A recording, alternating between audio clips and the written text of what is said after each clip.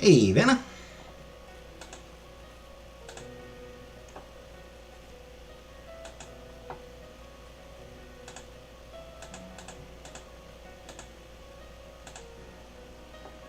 Hey, Nova.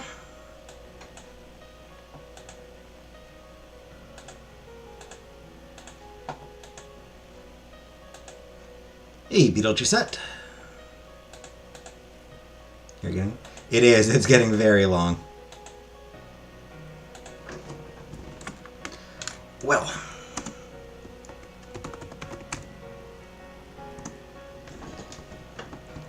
I'm likely to be quitting my job soon, so I'll have a chance to get a haircut. Once I'm on a, yeah.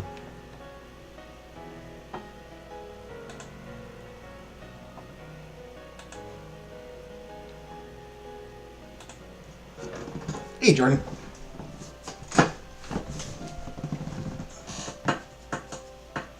Sit by your phone waiting for the notification. Just because. It is a visual novel. No idea if it's available on, like, Switch or anything like that, but yes, Steam is where I have it. Or I am playing the version from Steam. I am playing the Steam version of it. Best bet is Monday nights and not hit there half the time.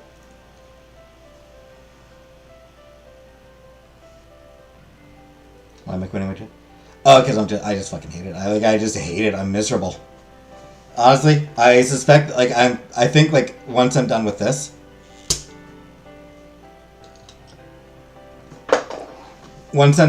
stream tonight, I think I'm actually gonna go, like,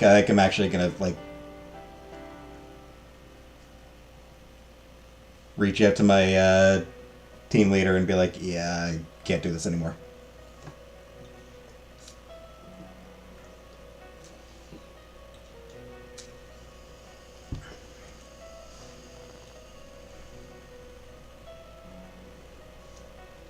Hey, Scapegoat. Are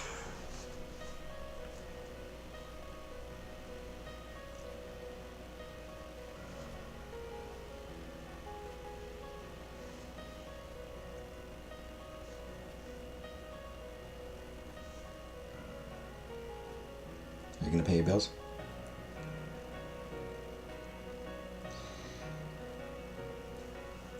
Yeah, I think I am. I'm like, I can't do it anymore.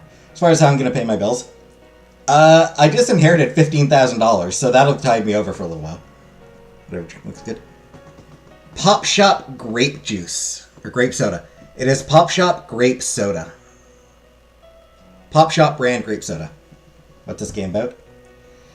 So Adrian, so we play a seer. We play somebody who has like the ability to show people the future.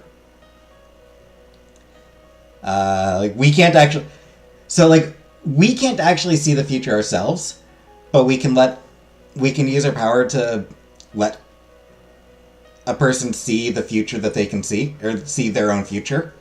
We used it on ourselves and saw 3 years into the future and saw that we were married. So we abandoned our home in order to go meet our wife. That's my 15K. Yeah, that is it. It's definitely a big part of it. Like I'm still gonna apply for welfare. I don't think it's unemployment because I'm quitting. I don't think it's unemployment that I get. But I think welfare. So I'll still apply for like government for for welfare or whatever whatever I can get. Just while I look for another job. But I am gonna take like a month. I'm just gonna take like a full month to just do absolutely fucking nothing, to just sleep, basically. Brisket. I do like brisket. Don't get brisket much. I don't know that I've ever had brisket. I actually don't know that I've ever had brisket. Disability pays more.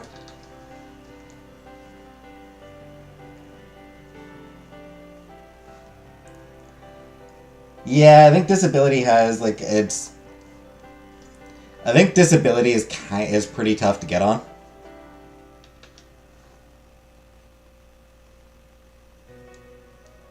And brisket.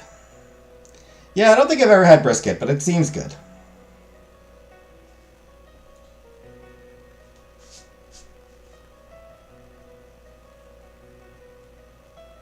Hey, so Caroline, you can hang in with Goody. I mean, hard to hang out with her when she's in Kuwait, so... I'm not about to fly to Kuwait, so probably not. Seems statistically unlikely. Brisket is the bread on steak with coleslaw. Alright, so maybe I wouldn't like it then.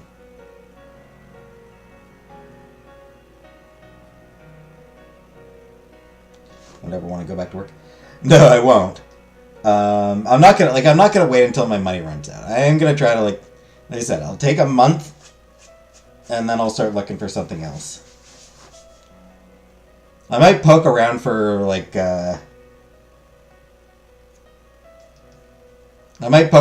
for some library jobs in the meantime. Not hopeful about finding a full-time library job.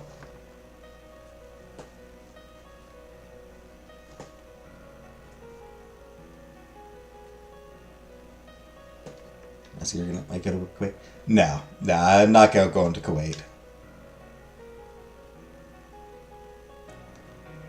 I would like to save as much of the money as I can. Meat cut from the breast of an animal, typically a cow. Thing is, Vanna, you can't always trust Google anymore.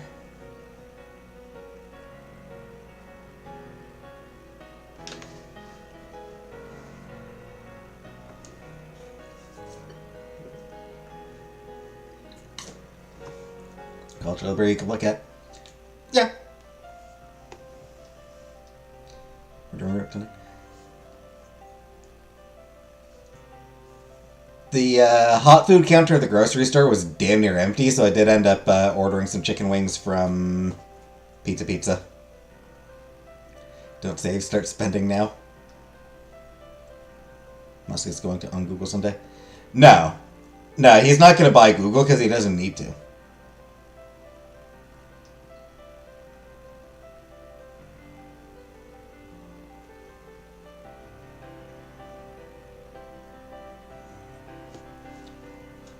Like, there's no reason for him to bother buying Google.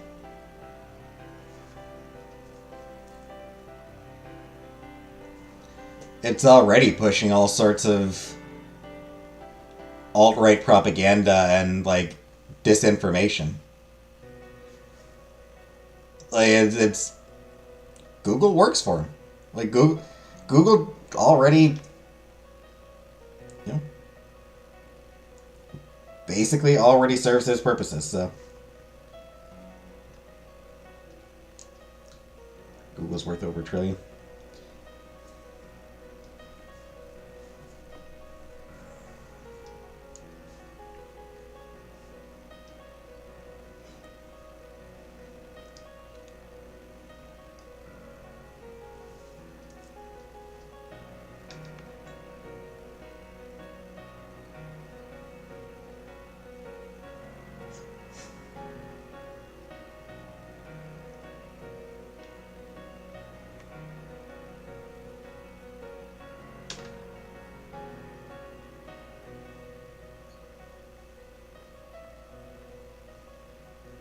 Just Google looked it up and it's not. Regardless of whatever Google is worth, like I said, it's Musk doesn't actually have a need for it. Or at least he has no need to, like, to buy it in order to manipulate it. Like it already.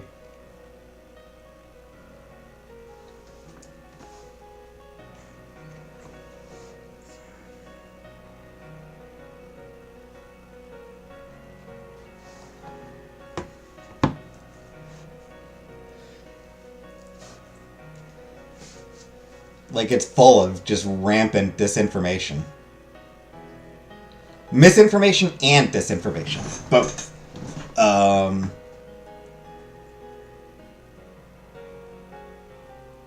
YouTube is owned by Google, right? Because YouTube's algorithm is heavily weighted in favor of alt-right douchebags.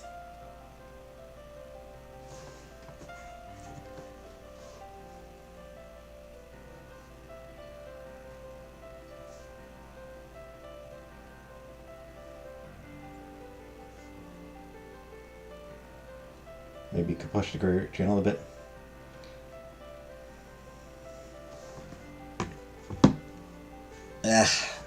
Probably not. Money runs that fast. Sure, but I mean, like, I know what my cost of living is.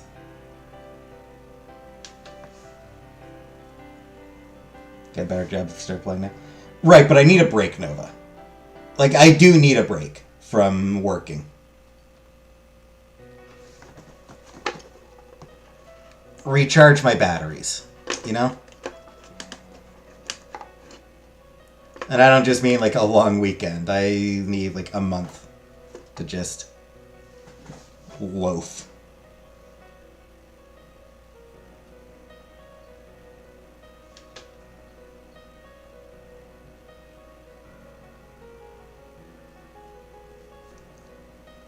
Anyway.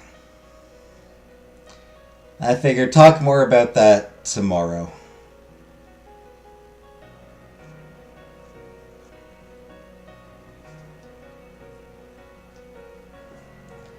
Tonight's all about this visual novel here.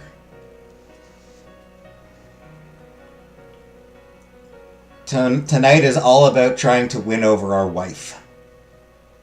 Our future wife. Tonight is all about trying to win over our future wife. And convince her why...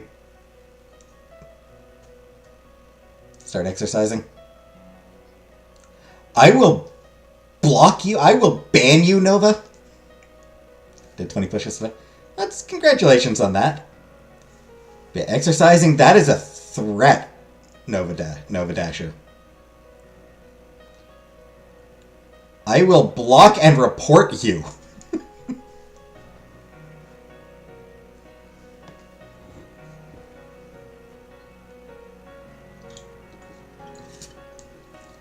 Yes, congratulations on 20 push-ups. I could probably do, like, 3.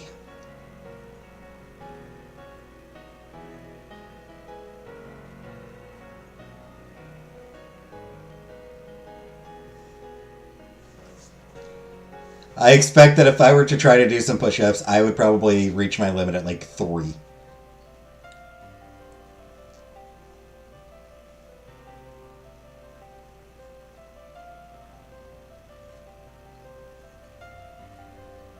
And then be like, well, I earned my...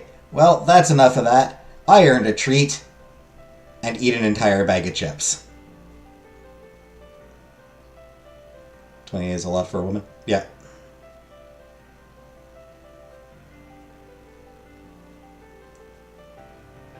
I mean, I think it's a lot for a lot of guys, too. For anybody who doesn't exercise regularly, 20 push-ups would be a lot. Like, anyone who doesn't do regular exercise, it's a lot. Am I dating anyone? Nope.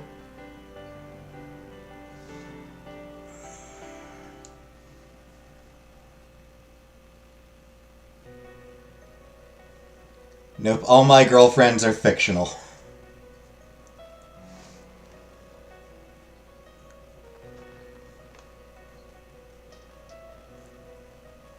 And speaking of dating fictional women, hey, Uncle Buck. This is a good time to get into the game.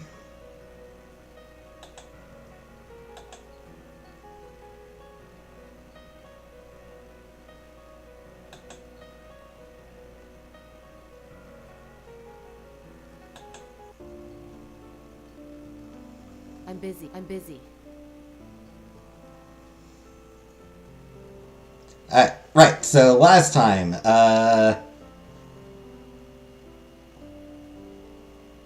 this dude, I'm blanking on his name all of a sudden for some reason. Hey, Tracy. I'm busy.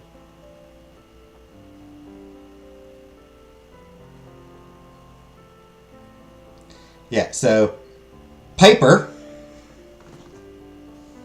I just want to get laid. Don't want marriage. It's a mess. All married women are miserable. Hey, Tracy. Tracy. Great guy. I have to get out there and meet someone. Ugh. It's a pain in the ass. It's a pain in the ass, especially until I can start my transition.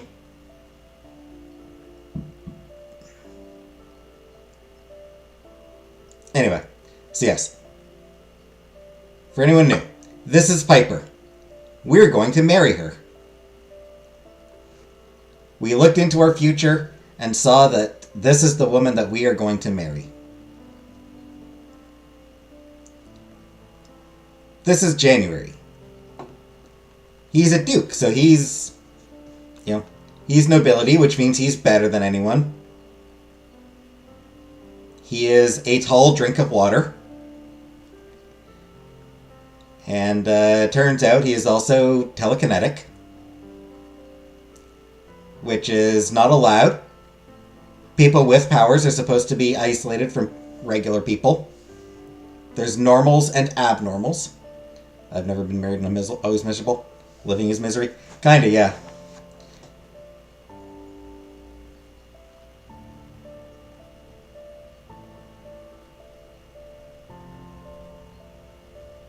What's that expression? Sadness shared is sadness halved.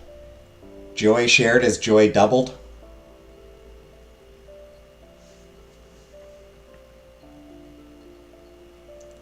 So yeah. In this society, there's normal people and then there's abnormals. People who have special abilities, who are supposed to live away in their own sanctuaries, away from polite society. We're an abnormal, and we left sanctuaries so that we could meet our wife. He's abnormal, he's telekinetic, but because he comes from money, his family was able to cheat the system so that he could remain. And this is key.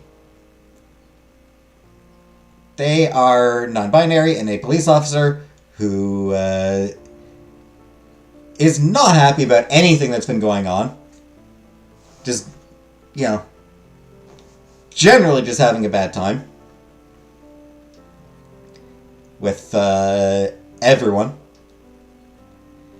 And last episode, so we are on our way to one of January's family homes because there's bounty hunters after him.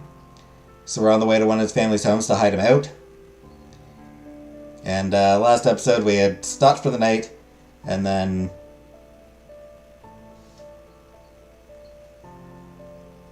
in the morning, our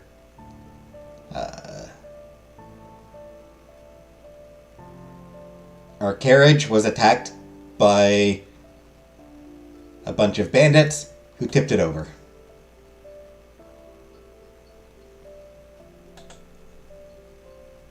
I'm busy. So, Key is off to fix try to right the vehicle. So with nothing else to say, we all move quietly away. In only a few moments, Key comes back yet again. You're done? Not giving any response, Key strides past us over to the carriage and begins tying the rope to it as well. In only a moment more, they have the other end secured. All of us can't help but look somewhat impressed, even Piper.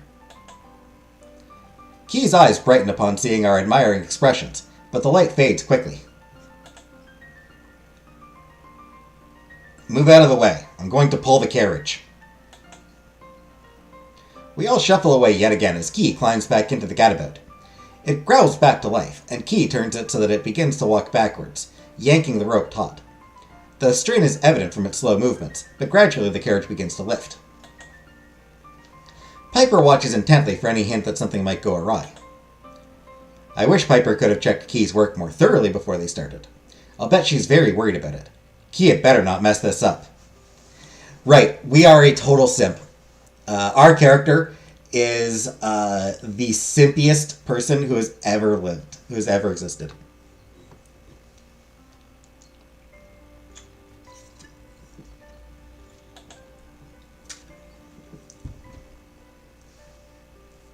After a little while, the carriage clunks back into position, and the gadabout gives an angry hiss with the release of the strain. After removing the end tied to the gadabout, Key joins the three of us. Alright, now we need to carefully inspect the carriage for any serious damage. I'll check the engine. Piper, you look in the control room. Key pauses briefly and flicks a glance at January and I. They turn away before continuing. So... You two can check the exterior. That is a fair enough suggestion. Certainly. I don't mind either. Piper nods and heads off with Key not far behind. I'll take the left side. You the right side? That works fine. We both start out, scanning our side of the carriage. Considering how tough Piper said this thing is, I'm not surprised to see little harm done to it. That is until I reach the back end and find something that definitely appears to be a sign of damage. I think you should all look at this. In a short time, the others gather around me, and I point to the carriage. I see Key's eyes widen in dismay. The water tank! It's totally cracked! Key hugs the side of the carriage again, even closer than last time. I think Key is whimpering softly. Dad, the carriage can't move on its own power. We're stuck. Surely there must be some way to fix it? Nope. If it was smaller, we could have used the wound sealer from the first aid kit. But the gap is too wide and bent for that. And look, the crack goes to the very bottom. It won't hold an ounce of water as is. Hey, Habibi. She knocks her hand against the tank while speaking, emitting deep, hollow thumps. The empty sound is an unfortunate match to the mood we've come under. Everyone but Piper, that is. It is incredible how she can keep it together so thoroughly. Although, even if it can't move on its own, there may still be a way to get it to go. How? This model of carriage can also be pulled by an animal, and it's not uncommon for unwanted horses, among other things, to be abandoned out here. It's such a normal practice, entire herds of horses have come to exist around these parts. If we could find a horse that's still friendly towards people, we could use it to pull the carriage. Brilliant! I had no idea. That seems like somewhat of a long shot. Would it truly be more effective than simply walking the rest of the way? Who does he think he is questioning Piper like that? She knows far more than he does. Regardless. In the best of circumstances, we'll be looking at 2 days by foot, and that's if everyone is able to keep a consistent pace.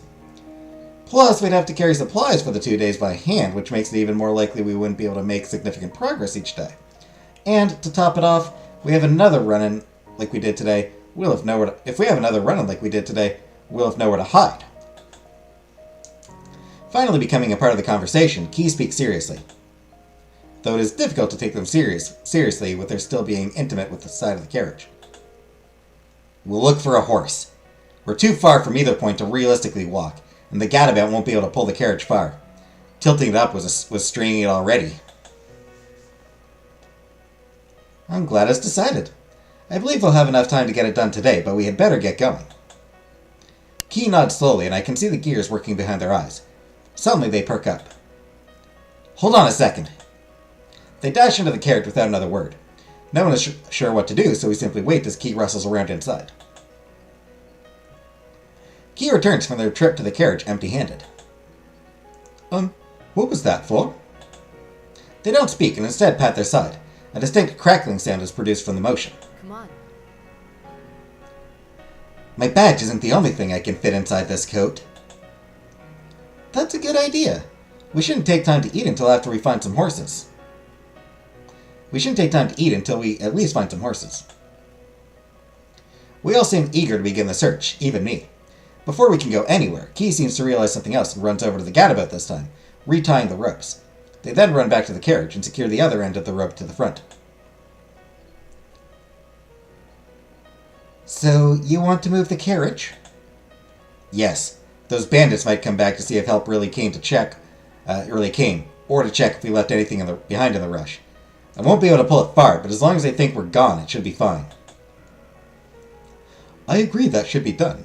However, which way will we go? Forwards or backwards? Our chances of finding horses are better further on, away from the city. Key uses their palms to push their cheeks up and down in frustration. We're going sideways. We should keep moving towards our destination. Going sideways isn't progress. Arguing right now is a waste of time.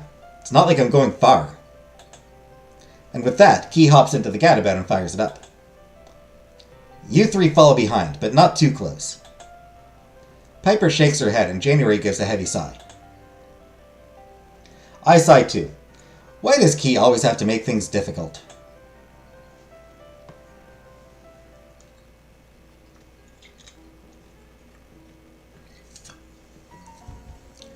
After some time, we find a thickly wooded area with much better cover than before.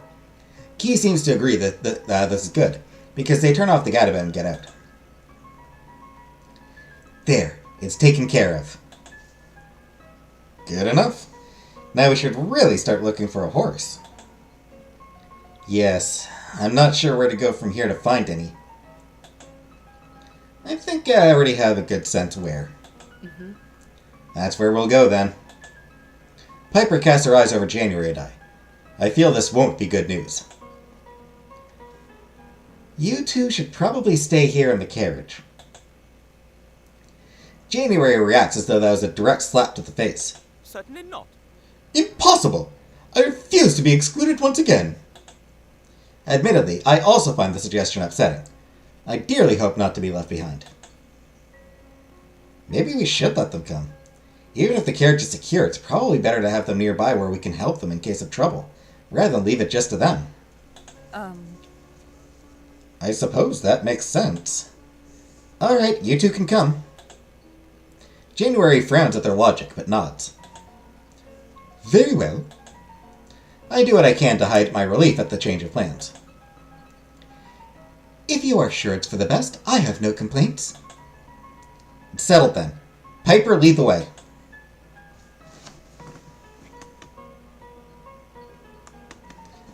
Without further comment, Piper walks off, and Key follows shortly. I hurry along as well. Glad to see Piper truly in the lead, as it should be. January silently follows behind the rest of us. After trudging along for a while, we finally make it to a wide open field, lightly littered with large stone structures. I have to admit, it makes for quite a scene. The dilapidated structures lean haphazardly, and a lone flag flutters in the gentle breeze, as if waving farewell to what these old stones had once been.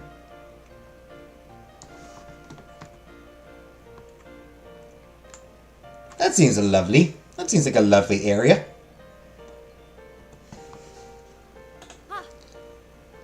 Look there! I follow Key's pointing finger and see a group of horses in the distance. Huh. Actual horses. Well.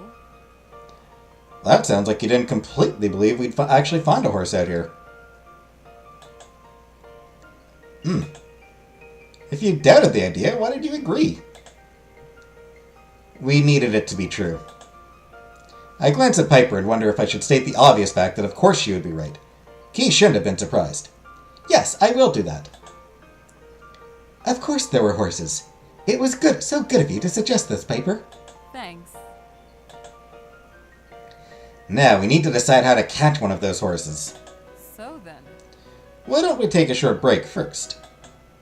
What? Why? The sun is going down. Yes, but we've been walking for a little while now, and it's going to take some running around to pin one down. We can regain our strength and also let the horses get used to our presence. It might make them easier to approach. January appears indifferent, and I nod. Very reasonable. Alright, we can rest. But remember, we need to hurry. Of course. Piper walks away, stretching her arms as she does. I immediately start to follow, then I hear Key ask me to wait. What do you want? Do either of you need something to eat? Well, Well, I could eat. though it is not as if I am in any dire need. Why didn't you ask all of us while Piper was still here? She would have said no and left too quickly anyways. Probably true, actually. Not good enough. Key grumbles in annoyance over our answers.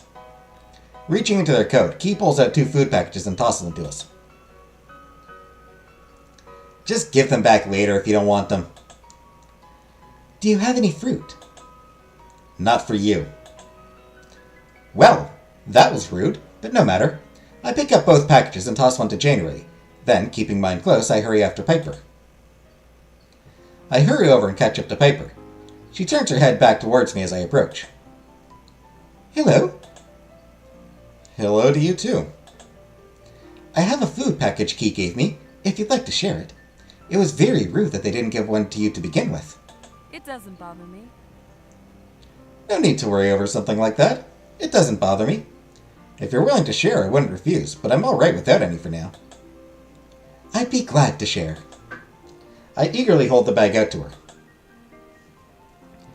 I realize then that the bag is still closed, so I pull it back quickly and open it, offering it to her again just as enthusiastically once I'm done. Indeed, Scapegoat, indeed. You never.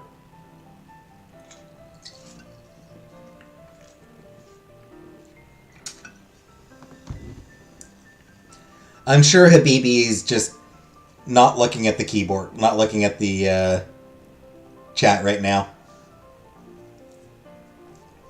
Habibi's probably just like listening in without actually watching. So I didn't see you saying hello. If that is the case, then Habibi, Scapegoat said hi.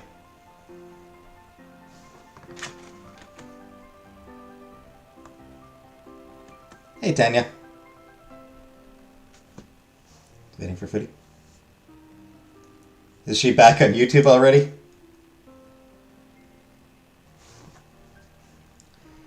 Saw a video saying that she was quitting YouTube for now. Is she already back then?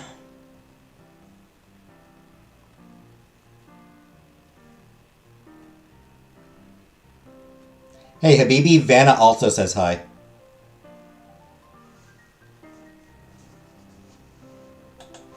She smiles slightly and takes a handful of the dried foodstuffs. She begins to eat them while still standing. Wouldn't you like to sit down? I'm fine. I'm fine this way. I don't have much.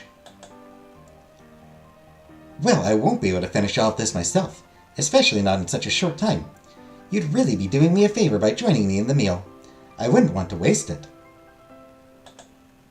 Piper's smile becomes more knowing. Oh? She sits down and I sit near her, extremely pleased with myself. I place the bag between us so that it's within easy reach for us both. Thanks. She begins eating a bit more, so I grab some as well. This is going great. All we need now is some good conversation. I watch her eat for a moment, trying to think of something.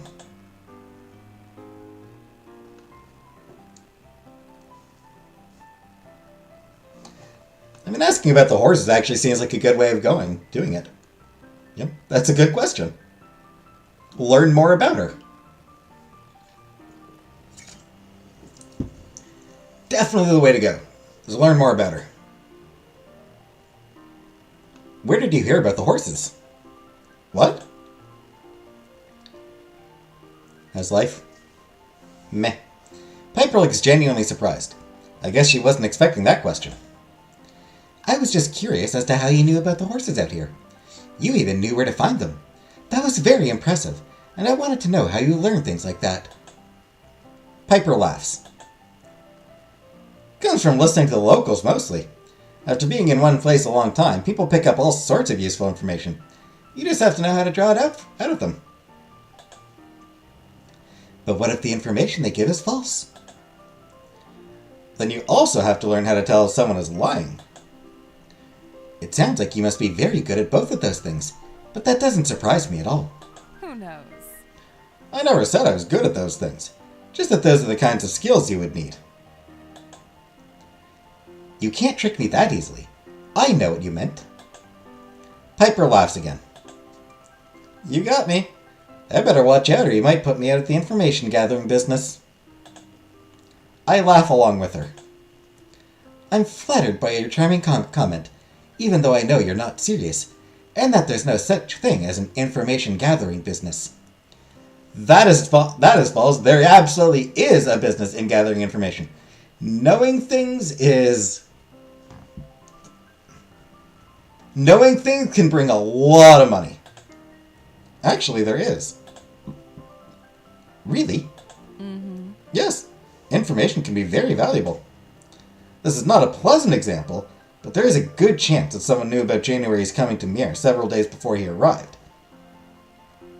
Hey, Killface. I haven't quit yet, but I am planning on quitting after this stream. It's possible this person offered to give that information over for a price, and not a small one, I'd bet.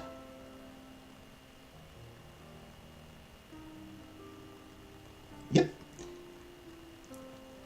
Knowledge is power. That's unfortunate. Things would be better if knowledge was shared freely, and not kept secret just to improve one person's situation. Piper smiles somewhat sadly. I can agree with that in some degree, but most normals have things they wouldn't want everyone to know. Well, I for one would love to share everything about myself with you, and have you do the same for me. But I'll take your word for it that others don't feel the same. Piper takes another handful of food and begins eating, ending our conversation. I try to think of something more to say, but nothing really seems right. I keep eating myself, and we both remain silent. In what feels like no time at all, Piper stands up. She is clearly signifying that it is time to go. Of course I intend to follow her guidance, however I am a bit reluctant to rejoin with those other two, so I don't stand as quickly as she seems to desire. Wordlessly, she offers her arm as assistance to get off the ground. Oh, absolutely, I'll take your hand. That dissolves my hesitation entirely, and I gladly allow her to hoist me up. Now standing side by side, she tucks me forward slightly before, sadly, unhooking her arm from mine. Aw. Should not quit. I just can't stand it anymore. I was hoping to at least finish out the year, but no. I cannot. I'm just fucking done.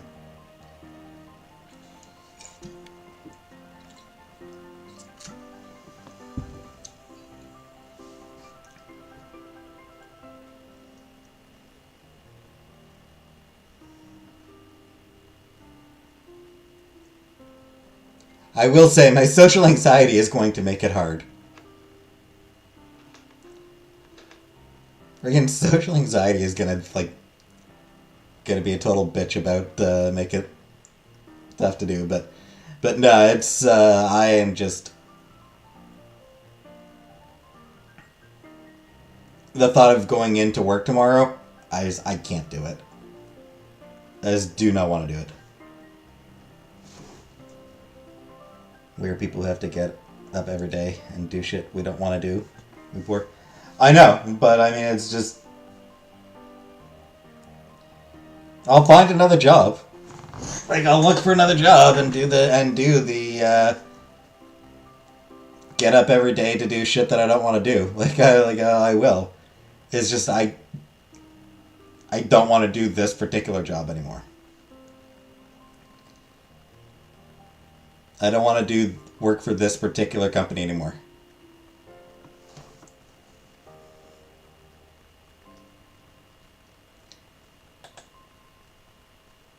I'm sure not to fall into a daze over those wonderful moments, and keep up with Piper as she continues on. I know part of that was because there isn't time to waste, but I decide to believe that it is also a sign that she is starting to like me. Thanks, Gillface.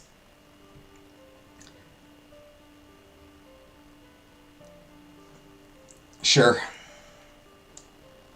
It is cloaked in mystery. Sure. So, starting tomorrow, I'll talk about... Like I said, tomorrow I will talk about... once I've quit, I will talk about what the job was.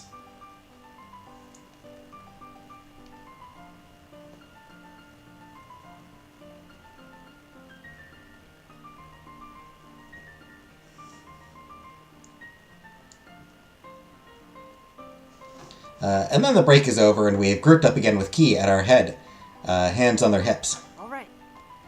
All right. With that done, we've got to find the friendliest horse that we can and guide it back to our carriage. We should also separate. Being approached by a group is more intimidating. Does now, and then you get fired and get unemployment. Alright. So I will say now, I actually work for a third-party company. Like, it's a outsourcing company that I work for. But we do customer service. They do customer service for trusted house sitters. So the company that I work for, it's called Trusted House Sitters. Why does Key look like Tiny Tim? It's called fashion, Uncle Buck. It's called style. Style.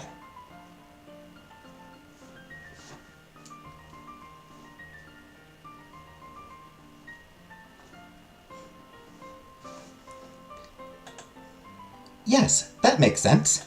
It's settled then. Each of you look for a different horse and try to approach it carefully. If it doesn't run, then call for the rest of us. How loud should we yell? I don't want to scare the horse away with the noise. Yell loud enough so we can all hear. If the horse gets spooked by shouting, it's no use to us anyway. I mentally kicked myself for doubting Piper's judgment. I'm sure she had thought of that when she suggested we yell to each other. It was a valid concern, you know. I'm not so sure about that. It's time we get going. The day is wasting. With that, we all set off on our separate ways. Easy now. That's a good horse. Good horse. The animal gives me one look, then dashes away across the field. My shoulders sag slightly. I was so close. Scratching the back of my head, I wonder if horses are also put off by my mask. Nearby, if you hear a familiar growl of frustration and turn to see Key, a horse charging away from them. They see me as well and walk over. Hi. Hi. Which horses have you tried? I point to the few I've approached, and Key nods.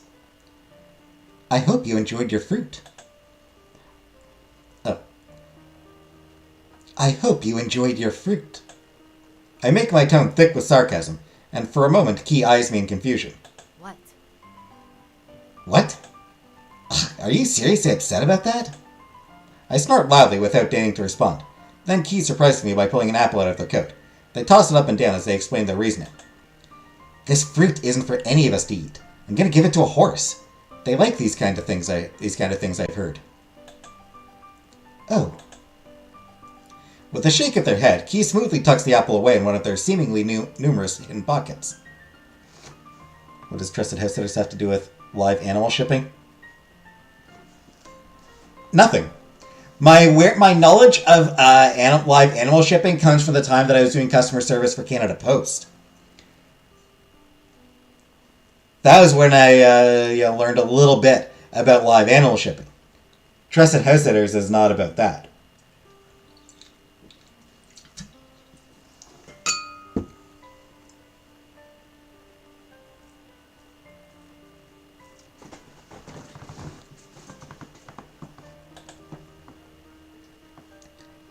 I only have a couple, so we gotta save them for a horse that seems like a keeper.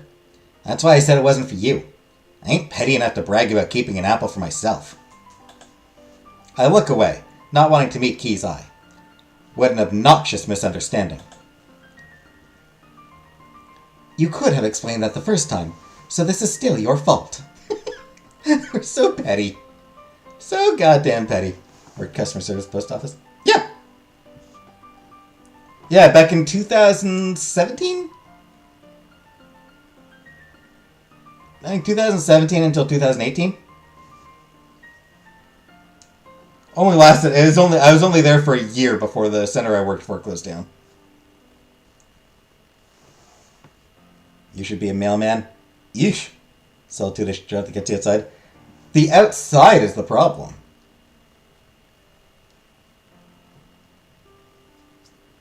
Gods now. And everyone loves the mailman.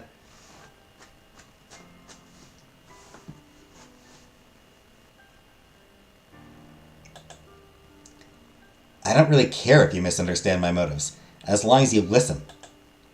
Seems counterproductive to me, but no point worrying about it now.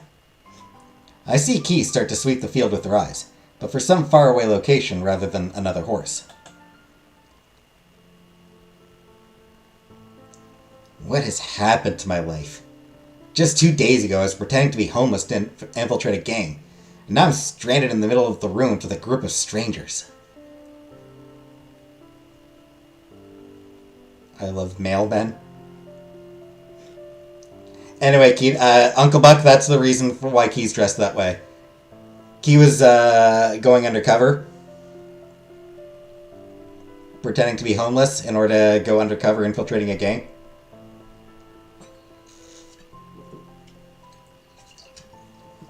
But also, fashion!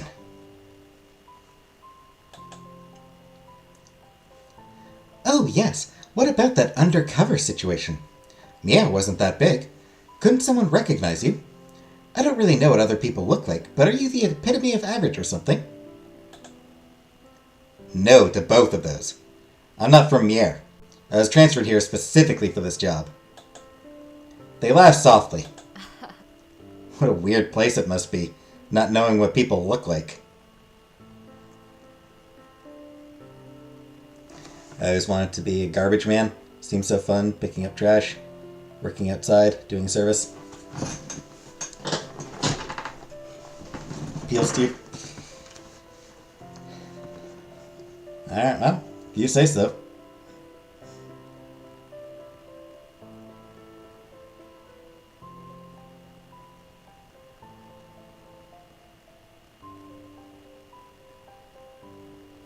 You better work it. Well, Key is non-binary, so you better work it they. Work it NB.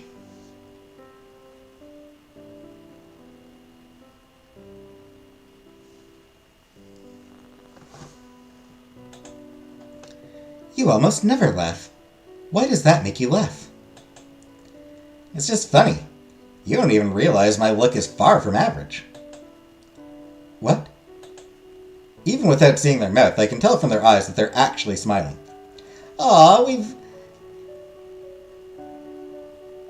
We're almost friendly with Key. You just said so?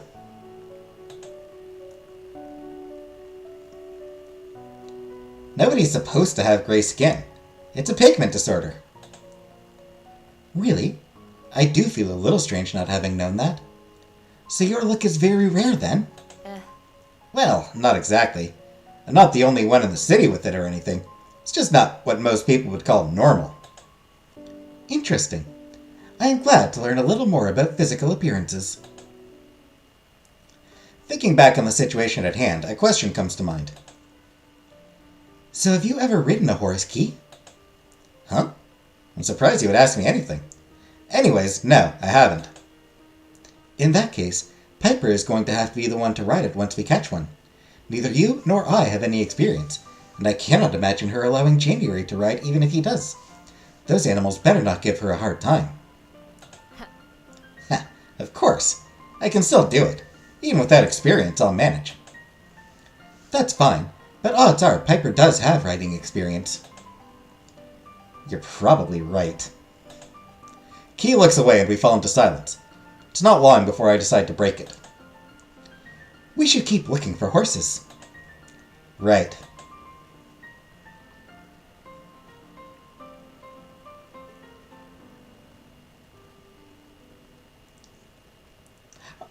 Are we friends with Key now? We each go our own way, continuing the search. After a little more time spent in fruitless searching, I hear January calling for us to come. I rush over and see him pointing at a huge horse. It is even taller than January, and I've never seen any creature taller than him before. Horse! Big horse! Big horse! In only a moment more, we are joined by Key and Piper. Splendid. Look, this one doesn't seem to mind my presence. Nor did it run when I called you. That is a massive animal. I like it. You're not wrong. You're not kidding. It's got to be at least 19 hands. And that means... Hands is a measure of height for horses. It means it's probably about 6 feet tall at the shoulder. Yeah. Yeah, maybe too big. How large was the harness again? Large enough. And this is good. The horse will have a heavy load, so the bigger the better. What's up, horse? What up, horse? Piper walks right up to the towering animal, near enough to touch it. It doesn't move, contentedly eating grass. Silently, Key pulls out an apple and grunts to alert Piper. They throw the fruit, and Piper catches it without turning away from the horse. She puts the apple close to the horse's head, and the animal looks up from the grass to examine this new treat. It sniffs it, then takes the whole thing in its mouth and begins munching away on it. I guess when you're that big, it's hard to be scared of anything. It's like... Horses are, like...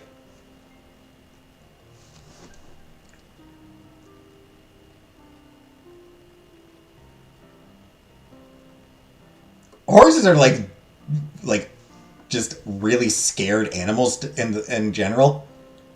But a big horse? Yeah, they're like, yeah. Screw you, I know I'm bigger than you.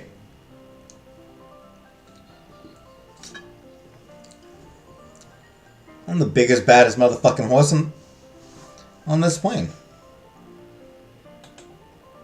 I am so impressed by how smoothly Piper handled that, but I refrained from saying it aloud. This isn't the time. Piper smiles as she watches it eat. It's a little older, but it still seems strong and like a good workhorse. A horse is a horse, of course, of course. Horses fear man-made terrors like balloons. Horses fear everything.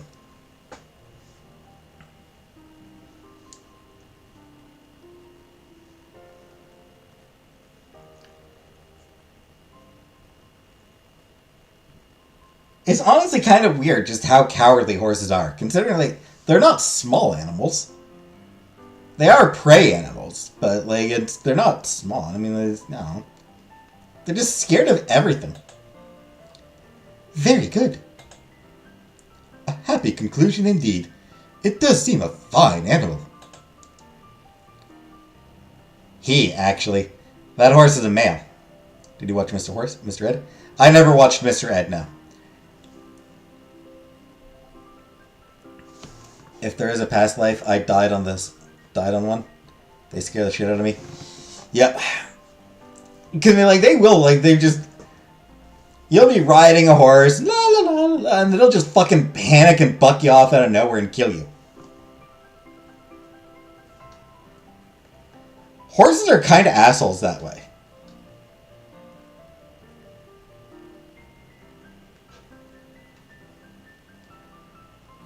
There are multiple people that I followed on Twitter and now on Blue Sky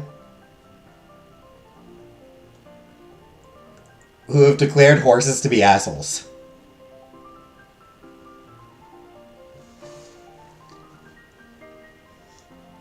Anyway, that horse is a male.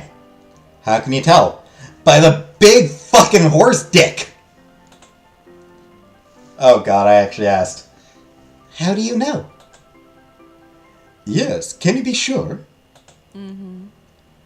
Key's right. He's definitely a boy.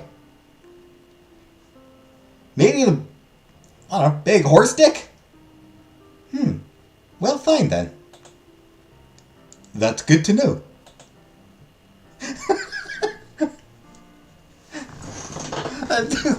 I do like that. It's like, that horse is a male. Are you sure? Oh, it's definitely a man. It's definitely a boy. Oh, well, if you say it is, we believe you. Key mutters something none of us can hear, though I'm sure we can all guess that they're unsatisfied with the fact that we didn't believe them until Piper corroborated it. Big John. Pete's obsessed with horse dick. Who isn't obsessed with horse dick? Who around here isn't obsessed with horse dick? Big honkin' horse dick. I don't know if you have to gain friendship points with a horse, but every horse I've met has been standoffish. Yeah, some seem more interested, and I like that, I guess.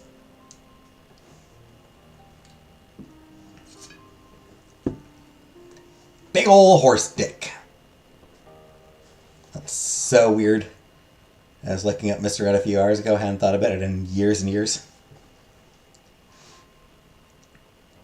That's kind of a funny coincidence. Now all we need to get is to get him accustomed to a rider. She extends her hands high to get them over the horse's back, and touches him there, making the animal flinch back slightly. She tries again, fully laying her hands on his back, and this time it doesn't move. I begin to feel a little nervous, and realize I started tugging on my sleeve.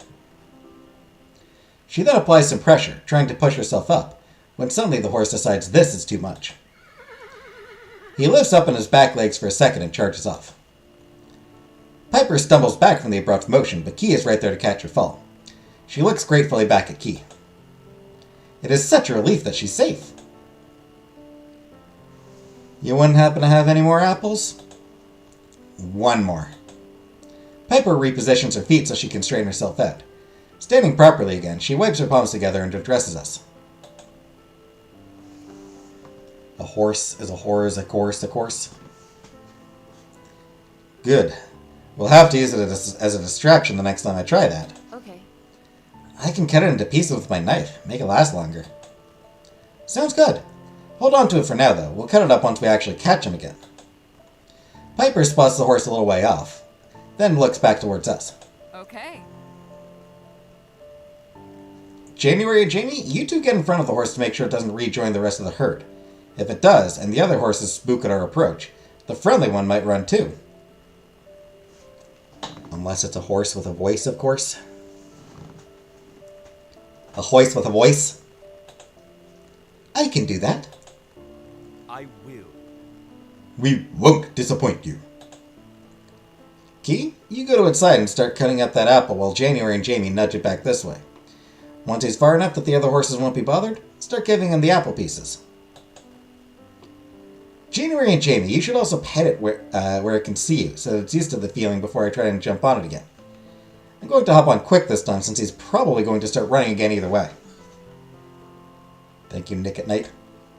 We all nod, accepting our roles in the plan, though the other two are looking somewhat concerned over Piper's decision. Is this horse Norse?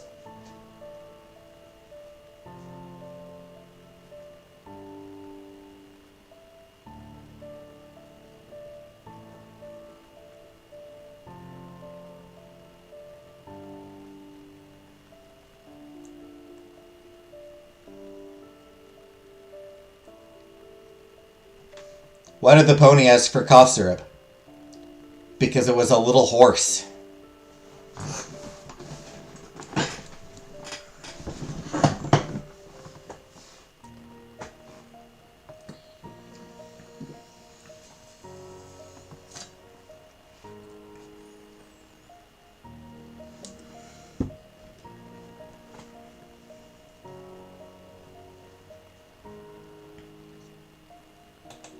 Careful.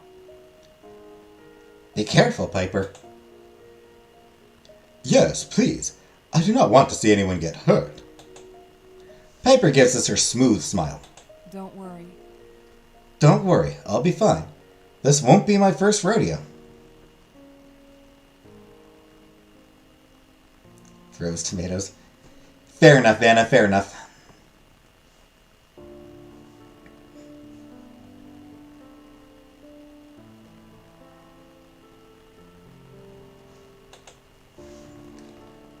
With that, we move quickly but cautiously, getting to the places Piper assigned us. January and I successfully encourage the horse away from the others, and I'm hesitant at first to touch such a huge animal, which looks even bigger up close. But as before, the horse seems to accept this much.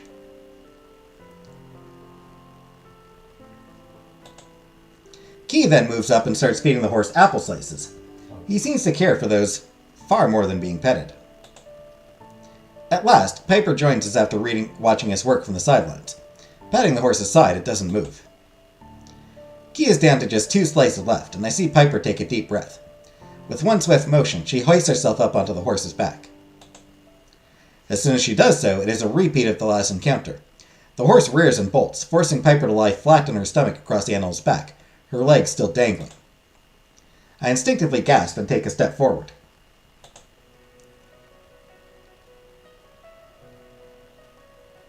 Despite the horse's haste, Piper keeps on, and with great agility works one leg up, then pulls herself into a normal riding position.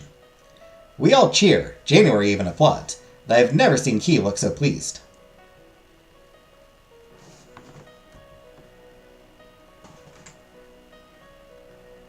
Our girl has conquered the horse. Just as she conquered our hearts. It is a relief to all of us to have something on this trip go right again. By gripping the horse's mane, Piper is able to guide it back towards us. He doesn't slow down, so she yells at us as they pass. I'm going to try and break him in! Just sit tight and wait for me! As soon as she came, she was gone again, leading the horse around the field's ruins. I can't help admiring how gallant Piper looks riding that huge horse. I take a moment to shake the last bit of nerves off before turning away from Piper and towards the others. Key is still looking happy. Good work, everyone. January smiles, and I give Key a playful nudge. Yes, I did do a good job. And I suppose you did too, Key, though yours seemed to be the easiest part. Key sways to the side, nearly stumbling. They were unprepared for me, I guess. They give me an irritated look. Then seem surprised. After rebalancing, Key reaches into their coat and pulls out an orange.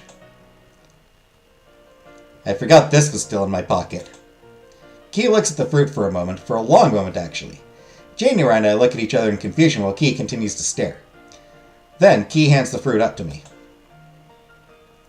It's a fruit, your favorite thing, right? You can have it, I don't have a need for it. That horse's bang swoop is perfection. That horse takes great care of its hair. Great hair maintenance. I scoop the orange into my hands, not needing to hear anything else. I quickly peel it, eager to eat. I look up again and see Key and January watching me. Would you two like some? Key just shrugs. That's quite all right, Jamie. It is fine. You both may have some. I move the fruit towards them to insist they partake, and each of them peels away a piece. We eat together like this, each taking a slice at a time, until there's none left. Oh dear, we should have saved some for Piper. Don't worry. Nah, just don't say anything about it. We'll be back at the carriage soon and she can get her own. I toss the peel into the grass and out of sight, though not without some regret. Piper likely would have just thought us strange for holding on to a few pieces of an orange until she returned. I suppose you're right.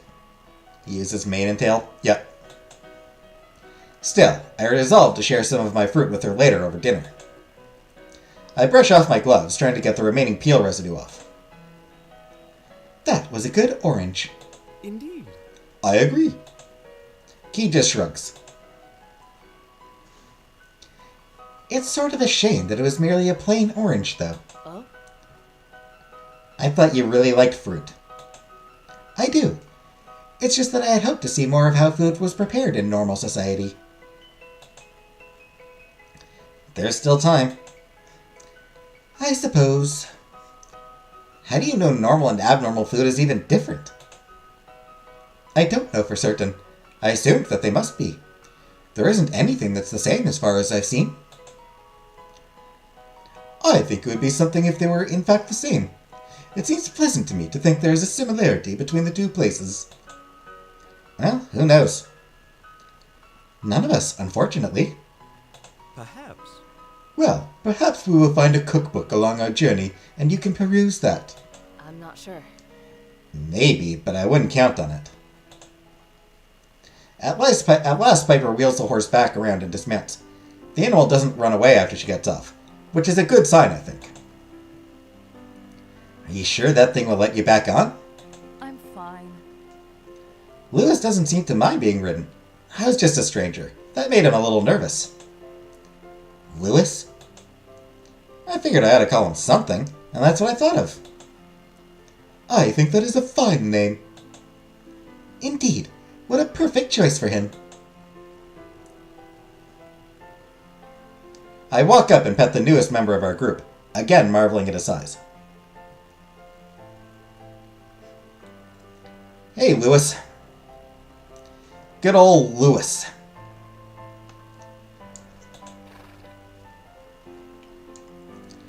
Horses are rather incredible. Key joins me in giving Lewis some attention. Now.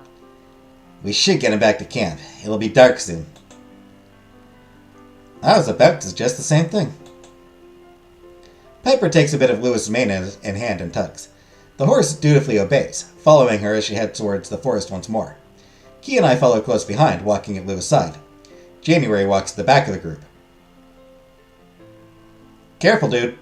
Horse is gonna poop right on you. Horse is gonna do like projectile poop on you. By the time we finally return to our campsite, night has fallen. Moonlight filters through the thick tree covering, giving our camp a gloomy aspect. Still, it doesn't bother me much. I continue to walk beside Lewis, patting the horse's neck and smiling. I've never been this close to a live horse before. As we get near enough to really examine the scene, Key gives a weak sigh of relief. All right. Looks like no one found the camp. That's good. It's definitely too dark to travel anymore today. Still, I'm at least going to check if Lewis will fit the harness and get it set up for tomorrow. Piper nods and lets Key take Lewis to lead him away from me. Let Key take Lewis and lead him away from me. Bye, Lewis.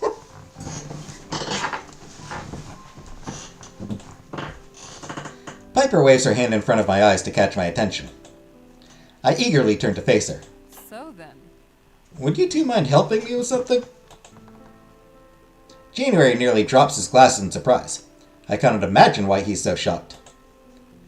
The carriage is a real mess after being knocked over. I was thinking we could try and clean it out. Of course. I will certainly help. Yes, I don't mind either. Thanks. One of you help me bring the supplies outside, while the other will organize it into piles. Once that's done, we can pack everything away by type. I will do the organizing part. I'd love to put things in their proper place. Nerd! Fucking nerd. Fucking autistic.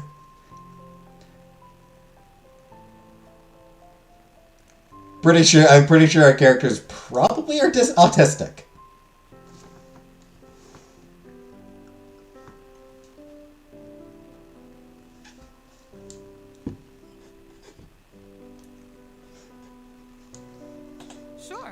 Sure. Guess that means you're with me, January. Oh. Oh, very well. Let's get started then. Piper and January start heading to the carriage just as Key returns with Lewis. OCD? Yep. Does he fit all right? Yeah. Perfectly. He'll do great. How grand. Now we don't have to make the rest of the trip on foot. This is quite a relief. You're telling me. So what are you all of you up to? You look like you were planning something. We're cleaning the carriage. Great. I forgot about how disastrous it was in there. How can I help? There won't be room for you in the carriage, so the only option is to stay out here and help me organize everything. That will actually be useful. I don't want to get in the way just to be included. I shrug, not terribly concerned with what they decide. It could make it go faster. Fine, I'll help you. After that was decided, we waited a few moments for Piper and January to approach with their first armload of stuff, dumping it on the ground before Key and I. Nice to see you again, Piper. She gives a look to show she heard, but doesn't speak to me, instead addressing Key. Hello, Key. Come to help us? Of course. You two enjoying the carriage side of things? Indeed. Actually, yes. I prefer being able to contribute. Well, it's not exactly pleasant. Some of the food packages burst open after the crash and spilled everywhere. After we've gotten all of the usable supplies out, the two of us will have to sit around picking that out of the carpet and seats. Got it. How disappointing. I wanted her to join me soon. Me soon. Good luck. We'll be here. Key drops right to the ground and begins picking through the piles. I join them in the sorting while Piper and January return to the carriage. Gradually, we create a solid system of organization, working in silence for a time. Key picks up a first aid kit with some food smeared on it and brushes the mess away.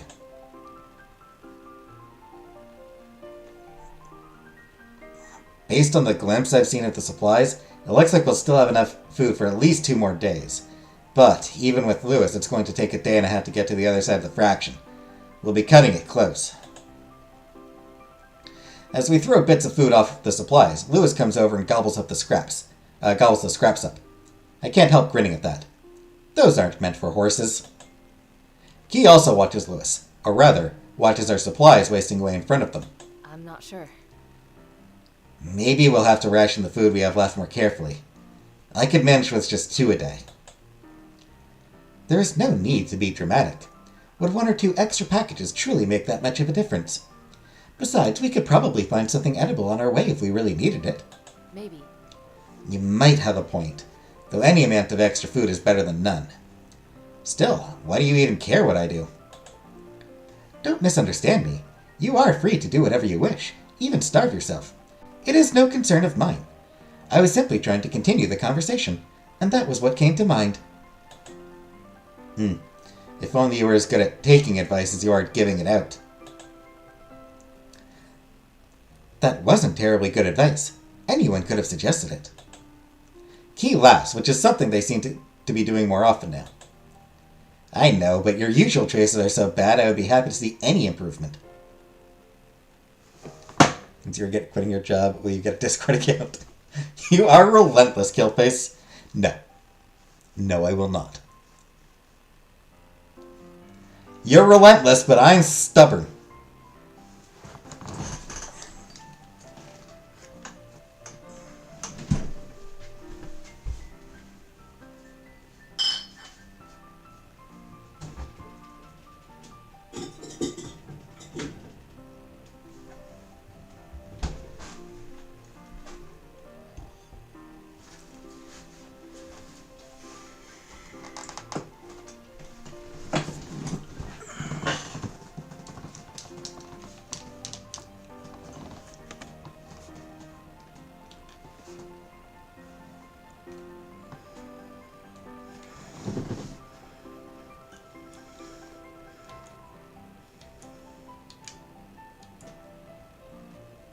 You could compromise. Ditch your Discord account.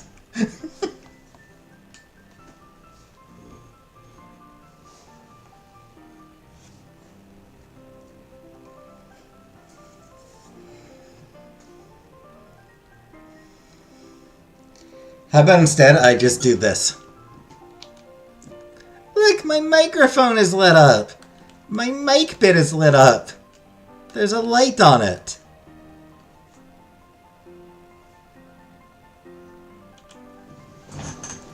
I don't know why. Okay. I don't actually know the point of it. I just want to be able to send you pics and stuff. Well, I've got an email. I've got an email address. I've got, you look like an anglerfish. Yeah, I've got an email address. I've got Blue Sky. You can always join Blue Sky and send me shit on there.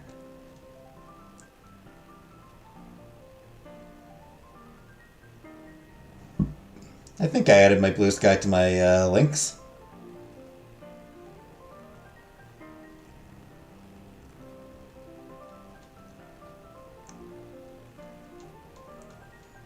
That's too difficult.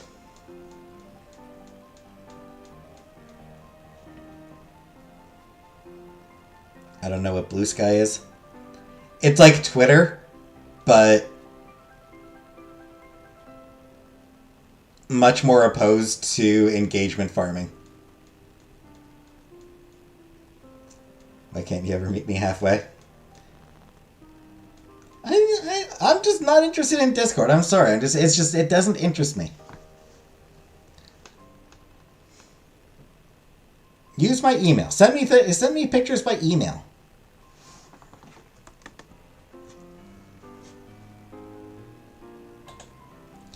I laugh in return, though definitely not sincerely. You know, my choices are actually all good ones, since each one is leading me to my great future. I knew you'd bring that up eventually. I have a lot to look forward to. I've never had Twitter, and I ain't get it having a Twitter-esque thing. You would have it only for me? After that, we continue our sorting in silence. Key rises from our newly organized piles, dusting off their hands in a satisfied way. I have to admit that we actually did a good job. While we wait and admire our work, Piper and January return. Okay. Well, the inside is as clean as we can make it out here. It seems you two have had great success. Well done. Key and I merely shrug. I agree with the Duke. This will make repacking much easier. Here's what we'll do. I'll sit in the carriage, and you three hand things up to me while I put them away. Seems to me like a fourth person isn't really needed for that. I'm going to go prep the gadabout, make sure it's still going to work after today's strain.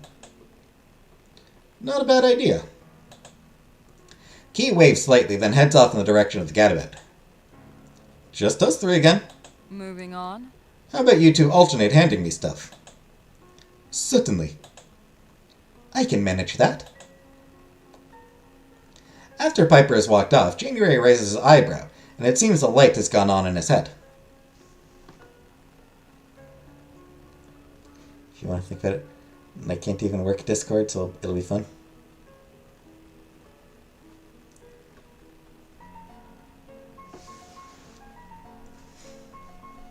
Pardon me? Could we perhaps do a slight change, Jamie? Why don't I hold a large number of items while you take them from my arms and hand them directly to Piper? It would save on trips. Sounds convenient enough. Grandiose! He reaches down and starts bundling an impressive amount of supplies into his lengthy arms, after setting his glasses aside. So, how are you faring, Jamie? Fine. That's good. There is silence between us as we go about our task, and I can tell it's making January uncomfortable. I certainly have no desire to talk, but I also don't like this awkward feeling. Perhaps a question about January himself will smooth this over. You said earlier that you went to Mier to meet with the mayor. Why did you do that? Mier, Mier. Mier, Mier. Mayor of Mier. Mier, Mier, Mier. A painful twinge looks to go through him after I speak those words. Unfortunately, I seem to have chosen a delicate topic. Ever since I became the Duke, I have faced continuous outside pressure to make appearances. Old partners and new business people wish to meet with me to discuss propositions, or just to display to the public that a high-ranking person such as me graced their establishment. My staff and I agreed that a quick visit to the mayor of the capital would serve sufficiently as a distraction, without raising questions about my reclusiveness. From now on, you can always use the excuse of not wanting to be attacked by bounty hunters. January laughs at that, sincerely but not long. Of course. There was always a chance of it happening. Usually they simply promised the best security, and I would be considered in the wrong for doubting them. Though now that it has actually happened, it would be impolite of them to insist, at least for a while. I shrug with little idea where to take the conversation now. That is something, then.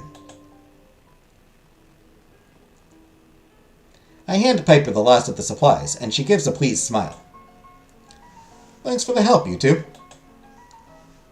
Neither of us have a chance to respond when Key speaks up. I am not entirely sure how long they've been back. So you finished then? That's right. Then I've got something to tell you all. I finished my checkup on the gadabout, and it's not good. We all look to Key with troubled expressions. Key shakes their head in dismay. The strain was too much. I'd need almost half a day to get it functioning properly again. We'll have to leave it behind. Key looks genuinely crushed by this loss. What do you think? I think we all deserve a break. Who wants dinner? Key's sadness is tucked away deep in their eyes. I'll take care of it. Fine. You all wait here while I get it. How ironic. We went through all the trouble of packing it, only to take it out again. It's clear no one thinks much of the comment, but I humor him by laughing a little, and so does Piper.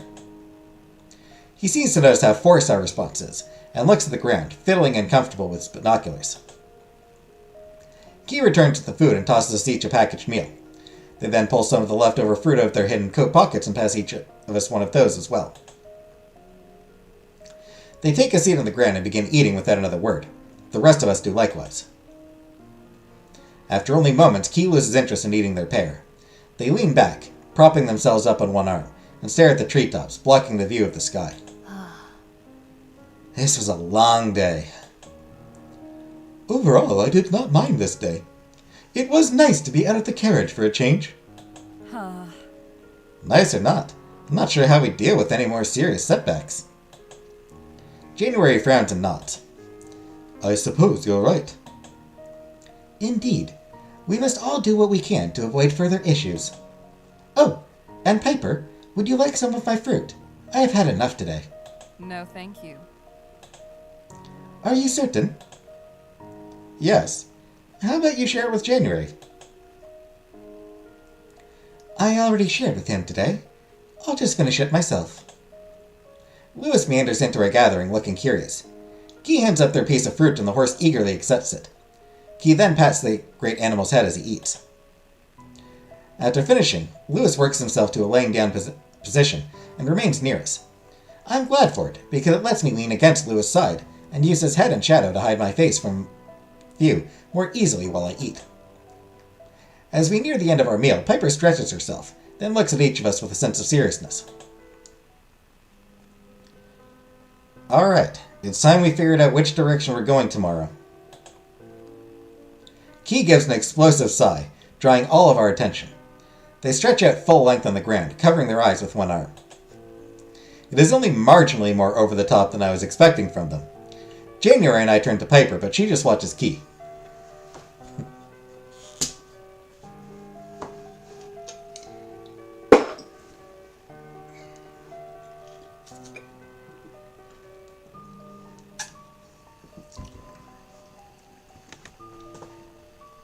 Key being a drama them. With a groan, they prop themselves up with one arm again. However, they still don't speak, so Piper does instead. From this point on, there are only scattered ruins, which would make good places to hide. Yes, and there's little reason for bandits to reside even deeper in the ruins than this regardless. And going forward is what the rest of us want. We will be more cooperative in that case. Key uses their free hand to rub the corners of their eyes. Listen. I've decided to finish the journey to January's house. The three of us smile to one another. Key sits up completely, looking far from happy. Trust me. Believe me, Key, your decision isn't wrong. Key's reply is just grumbling. You're never happy, are you? Because every option is terrible. Yep. Been there, feel that. I feel that.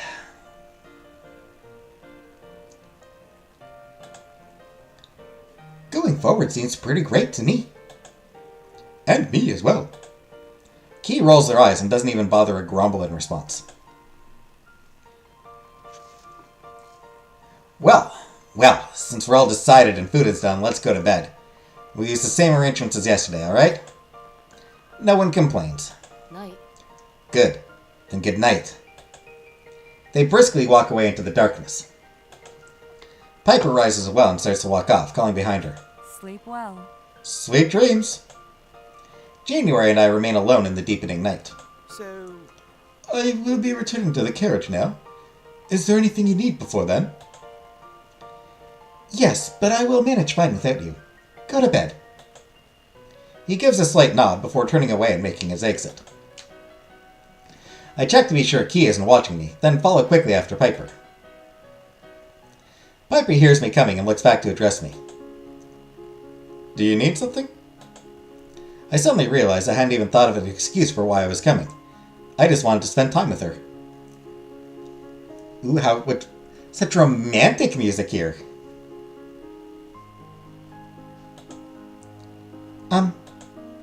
Piper Piper's lips curl at my hesitancy. Okay. I'll take that as a no. Good night. Wait. Piper paused and I stretched my brain for something to say. It sure is good that Key finally agreed to just continue towards January's house. Yes, it is.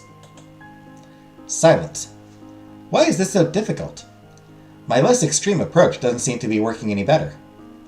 Maybe it would be best to simply ask Piper herself. She always knows best anyway. Anyways. I was wondering, did you have an easier time talking to me today or yesterday? Probably about the same. Though I did notice you were a bit less complimentary today. You didn't refer to me as a goddess, at least. She laughed slightly and I feel a little more relaxed. Was it helpful after all? I figured you already know how I feel about you, so bringing it up less would allow us to talk about other things. Either approach is fine, and won't make a difference either way. Oh, I'm not sure I like that. Really? What do you mean? I said I'd accept you either way. Isn't that good? Not if it means you brush me off in both cases. Piper narrows her eyes with her coy smile on her face. We hardly get to talk as it is, and when we do it is almost always about the trip. All I want to know is how to get to know you better. Honestly, I can't help you there. Though considering how serious our current situation is, I'd say we've had plenty of times to chat. Does that mean you think things will be easier after this is over? Who can say? For now, it's best not to make promises. I sigh, feeling as if her words are pushing me further away. I think that sums it up well. We both need rest. Sweet dreams. With that, she turns away once again and walks off.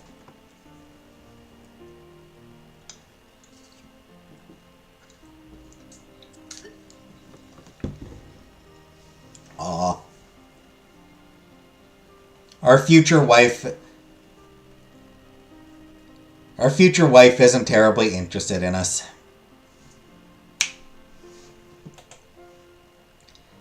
Good night. She doesn't turn back, and I'm left wondering what I should do now. My eyes remain closed, though I am no longer asleep. Nearby I hear January's slow breathing, and outside I hear the rustling of the night, both of which tell me it is not time to rise just yet. Despite my vision, and the joy of having actually found my future spouse already, I can't help but feel unpleasant in this moment. It is a sensation I have only heard of. Homesickness. Recognizing this feeling as homesickness only increases my longing for the familiar, because it reminds me of the first day I heard of the concept. The day I met Dog Healer. I sit upright and open my eyes, not wanting to dwell on my thoughts any longer. Things are better now. Things are better here. After all, this is where I'm going to spend the rest of my happy life. I could never have found that kind of joy back in the sanctuary. I quietly sigh. I wish I had someone to keep me company. My eyes drift to the floor where January had made his bed. Seeing him do what he can to compact his large frame into the foot space of the carriage floor is somewhat pitiful. I cannot bring myself to wake him from what must have been a difficult-to-obtain sleep. Maybe some fresh air will clear my head. I softly step out into the forest, feeling the coolness seep around my mask. I look around, both to watch my step and to see if I disturbed Piper or Key. I'm surprised to see both of them are sleeping side by side. How unfair. I wish more than ever that I was allowed to sleep outside with Piper. I imagine they probably chose those arrangements to keep warm, or maybe for security reasons. Either way, I won't be able to disturb one without the other, and I'd rather not inconvenience them both. My shoulders sag at the thought that I might have to go the rest of the night on my own. I'm sure once everyone wakes up, things will be alright. Still. My searching eyes stop in the gadabout, resting all by itself on the edge of our campsite. I stare at it closely, considering. Silently, I creep my way over to it. Upon arrival, I give it a hard look. Trinette is certainly awful. I can't deny that. But, maybe if I call her this early, she'll be too tired to effectively track us. I tug my sleeve and look back and forth. Taking a deep breath, I flip the radio on and scurry behind the gadabout to hide. The static starts after a moment, and I peek over the vehicle to see if Key or Piper woke up. Nope, still sleeping. This is probably a bad idea. Slowly, I raise the receiver as close as I can to my mask. Hello? My voice is hardly more than a breath. I put the receiver up to my ear and listen. Was that a sound? I pull it back and whisper into it again.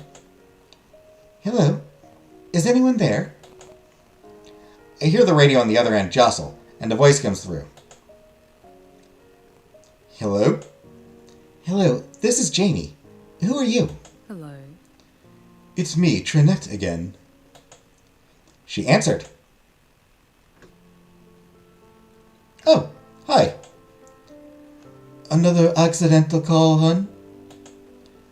You could say that. I only wanted to talk to someone. Presently, I'm not choosy with whom. Your options would be rather small at this hour. Indeed. I'm surprised you are awake. I'm a night owl. I didn't know sanctuary folk woke so early, though. It is somewhat earlier than usual. In the sanctuary, we are meant to rise early enough that we catch every hour of sunlight. But that's really not something I should talk about. Of course. Don't mind me. Still, even though I've only been gone a few days, I've already missed a few hours of sunlight by sleeping in. I can scarcely believe how poorly I've been behaving. I hear Trinette laugh softly on the other end. I join her, though only a little bit. It makes me wonder what the others at the sanctuary would say about me now. I've already changed so much in so short a time. Maybe I was always this way and just couldn't show it. There's always more to discover about ourselves. But I could think of a few things the sanctuary stopped you from finding out. Like a sense of fashion, for one thing. Hey now! Robes and animal masks are very fashionable. They're all the rage in Paris right now.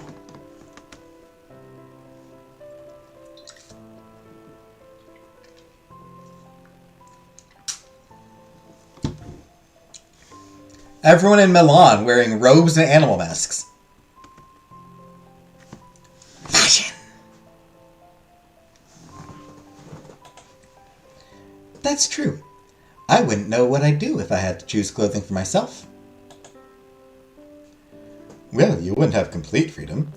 Our society has its own rules about what clothes people can wear. Clothes are more based on gender out here, right? Yes. For example, you likely don't remember how I was dressed, but I wear a corset and pink shorts, so people are aware I am female. The armor, weapon, and other colors would confuse people otherwise. Sounds rather obnoxious to me. Even criminals can't defy all of society's rules. Is she admitting to being a bounty hunter? Or maybe she's just referring to her illegal gun. I'm sure someone like you could dress however you liked and make people accept it.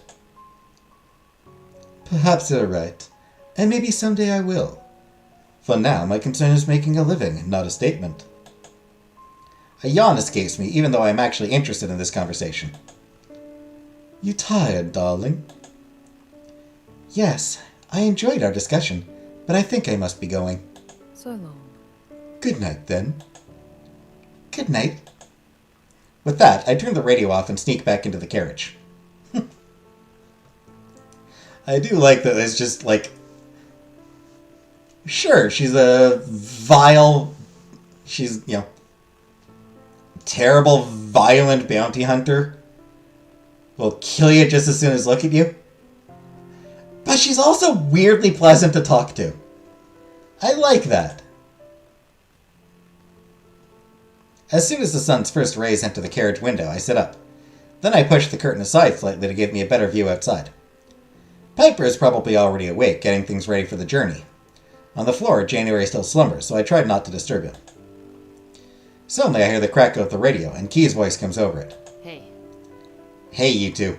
It's time to get up. I look down at January again and see him start to stir. I'm going to get the radio, so stay down for a moment. January half nods at me, still looking sleepy. I climb over him into the control area and pick up the radio speaker. We're both up, basically. Good. We're leaving soon. Stay in the carriage unless you have to relieve yourselves or something. Uh-huh. Why are you always the one to bother us anyway? Why doesn't Piper get to wake us? She might have done it today considering the situation, but honestly I don't think she cares usually. She'd rather let you two sleep all day. That's just because she cares about us getting our proper rest. I try to make it seem more like a compliment to Piper than an insult to Key, but I figure Key took it the wrong way, as usual, since they paused to grumble to themselves. It is kind of like that's because she's not a dick.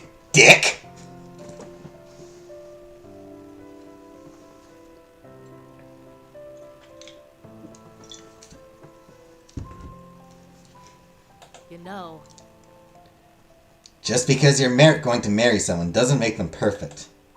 Never mind. Doesn't matter anyway, because it's already late in the morning and she'd be too busy to talk with you even if she had called. It still wouldn't have been nice to hear her voice. And as far as I'm concerned, Piper is perfect because she's perfect for me. Key's sigh crackles through the radio. I've got more of my own work to do. Remember what I said about us leaving soon? Yes. I put the radio down and returned to the passenger area. January is up fully now, sitting on the seats. Good morning. Hello. Were you awake enough to hear that conversation? Yes. In fact, I wish to head outside for that very reason. It will likely be late before we stop again. I should go out too. Involuntarily, a sigh escapes me. What's the matter? I have some thoughts on my mind. Is it about last night? You seemed rather upset when you returned to the carriage to sleep. I didn't want to ask you at that time because you went right to bed. I have lost the strong desire I had to speak with someone, but I do still have some concerns, so I decide to answer his prying question anyways. It is my relationship with Piper. It's not as good as it could be. Worse, Piper isn't telling me how I can improve things with her. She's been very kind and wants me to be myself, but I would rather have an idea of how we can talk together more easily. I see. Maybe Piper doesn't see anything wrong with the way things are. It is possible she is looking for a different kind of relationship than you are. So what should I do? I do have a suggestion, though perhaps you would rather not hear it. I'll listen, if it will really help. I am out of my ideas myself. Perhaps the problem does not lie with you. I look at him askance, not liking his tone. What does that mean? I suppose. It might be something Piper needs to change. Don't be absurd, January. Piper has not done anything wrong. I feared you would react this way, but consider the situation. It is rather hard to get to know someone when they don't care to get to know you. If Piper doesn't want to get to know me, it's just because we've only known each other a short time. You may be correct. I merely wanted to point out my observations. I can't help laughing a little at that. Now I'm not sure if I should ask you to pay closer attention to the situation or less. This makes January laugh with me. Even though you've never come up with an idea that's worked, I do believe it is good to have you around to talk to about it. It assists in sorting my own thoughts, at least. Ah. You're welcome. Don't mention it. I'm going out for a bit. Very good. I'll go as well. Once outside, I can see Key and Piper attaching Lewis to the carriage. I don't want Key to bother us about getting out, and I'm not ready to talk to Piper either. Instead, I just head off into the nearby brush. I can deal with that situation later. On my way back to the carriage, I see Piper still working outside, but no sign of January or Key. What a perfect opportunity. I walk over to her and she straightens as she sees me coming. Good morning, Piper. Hello. Hello there. Why are you here by yourself? Hey, Evelyn. Sure she's not being held hostage? She's fine. As far as I know. I did hear from her last night. I think last night? Pretty sure last night I heard from her. A day or two ago. I heard from her a day or two ago.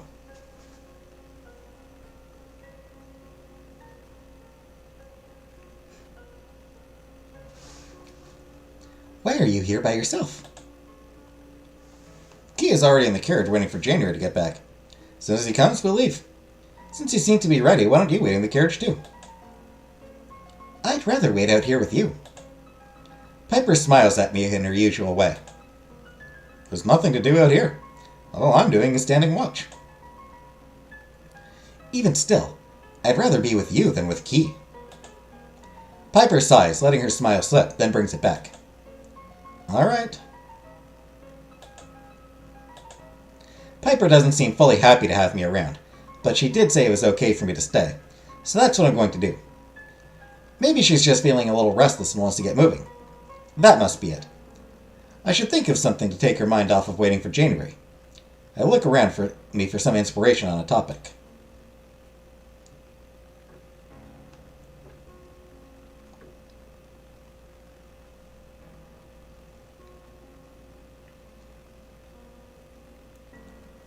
Yeah, let's ask them. Do you have anyone you're close with? Piper gives me a sidelong look. Why did you ask that? Today I was thinking of a person you may know, for some reason, and it made me wonder about other people you had relationships with. Her expression is particularly blank. I'm not a very social person. Other than my family, all I have are work connections. Then she brightens up slightly.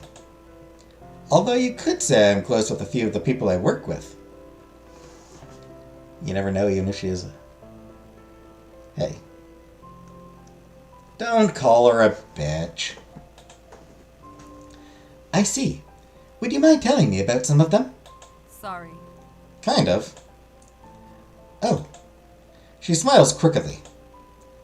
My manager at that temporary job in Mier is probably worried about me right now. I immediately lean forward, conveying my eagerness to listen. I had only enough time to slip a letter under their door before this trip.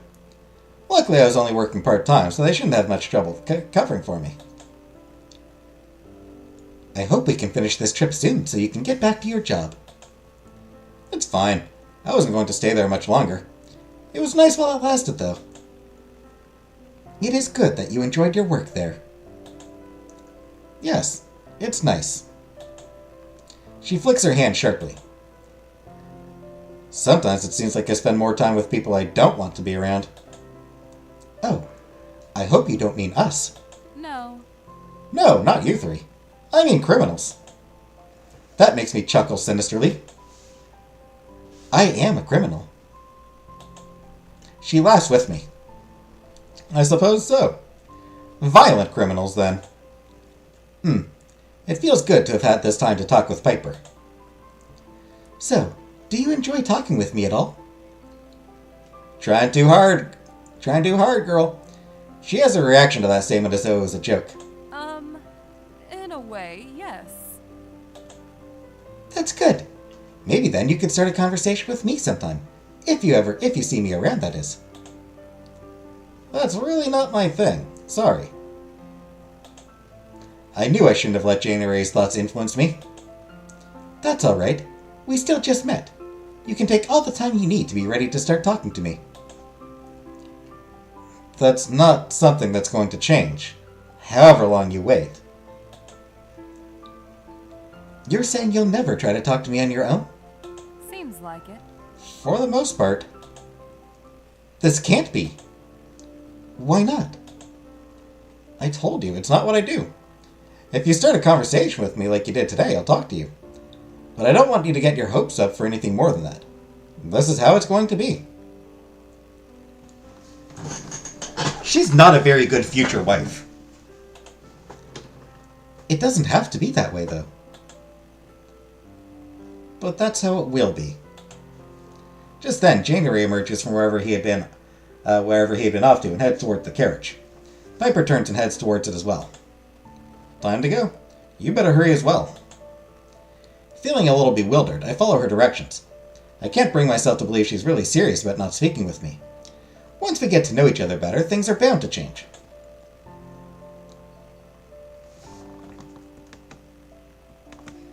We all enter the carriage, and Key looks relieved we finally arrived. Hurry up. About time. I was thinking I'd have to go get you all. It's all fine. We're ready to go. I slump in my seat. Hello, Key. Key gives me a curious look, but luckily does not bother to ask why I'm in a poor mood. Hello to you, too. January looks at me in concern, though remains silent. Guess I better get this thing moving. Yes, we've taken enough time as it is. Piper moves to the control area of the carriage and picks up some reins that had been fed through the now open front window. She flicks them to encourage Lewis into motion, and the horse quickly obeys. Soon, we're chugging along once more.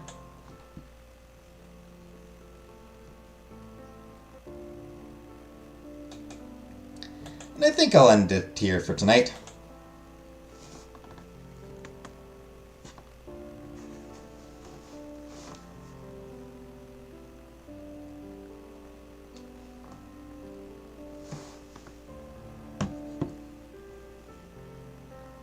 Seems like a good place to end the episode.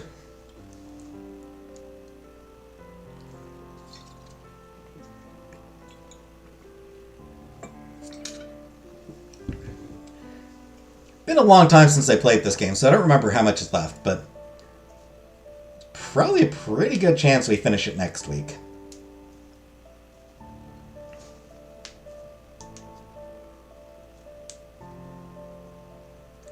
Obviously, we're going to have a big confrontation with Trinette.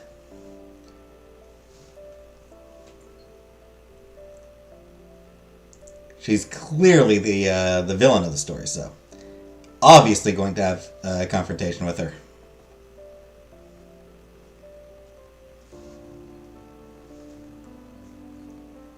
Maybe I'll just marry Trinette. She seems to like me. They're never going to get to where they're going. Trinette likes me. I should just marry her. I just watched the Coke AI commercial. Yeah, that 15 seconds. That was basically all that was usable out of hours of generated footage.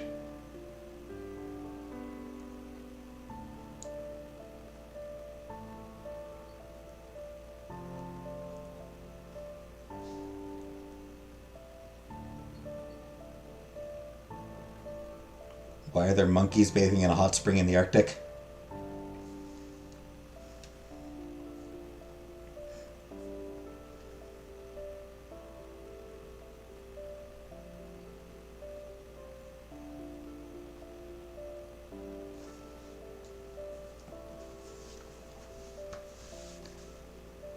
Why is it like a holiday convoy?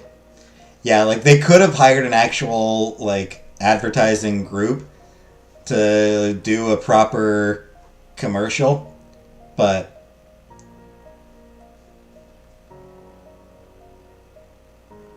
they're really hoping that they can use AI to not have to bother paying artists anymore.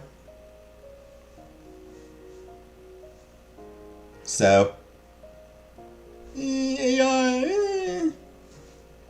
Get on the AI train. Fuck AI. Fuck generative algorithmic art.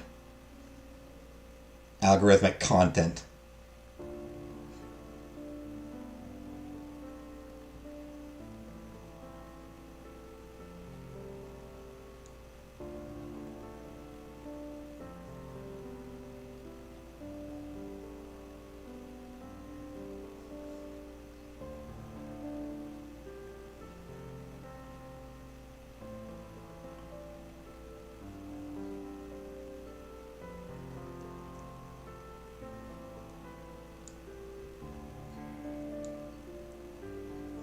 Oh, yes, championing AI is one of those things that at this point, that's enough to get me to not trust a single thing person ever says. Like, if I see somebody championing AI, I know they're a fucking idiot who cannot be trusted on anything.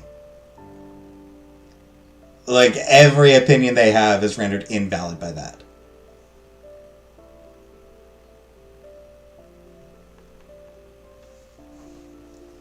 It's like the NFT shit from a few years back. Was there even a Santa? I really couldn't get over the weird animals. I didn't actually watch the commercial.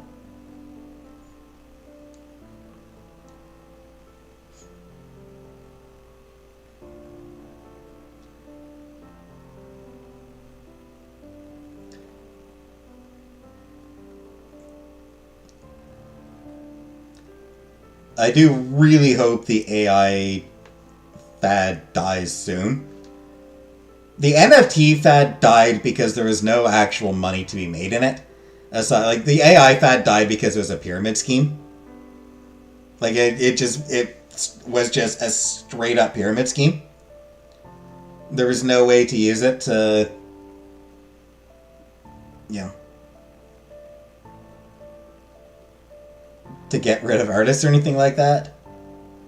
To get rid of workers. My concern with AI is that it will continue for a while because it can be used to justify firing people. And the fact that it doesn't work is irrelevant.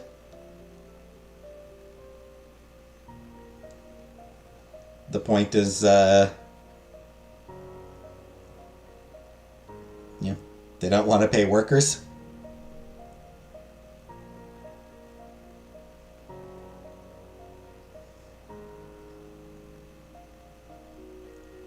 Anyway.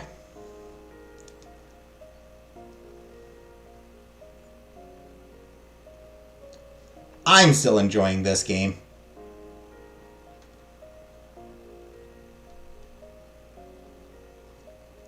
I do think there's probably a pretty good chance that we finish it tomorrow. Or next week. Maybe not next week. Next week's Boxing Day. I don't know if I'll feel like playing a game on Boxing Day, but next time we play this game, I think there's a pretty decent chance we finish it next time we play the game.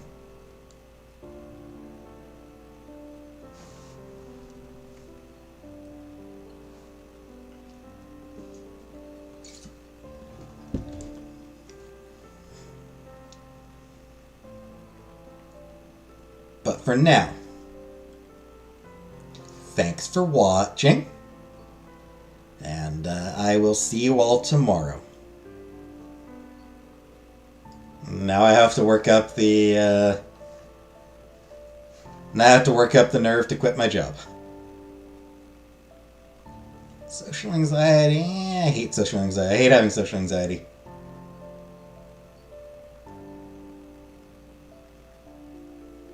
Yes, Grapecoat?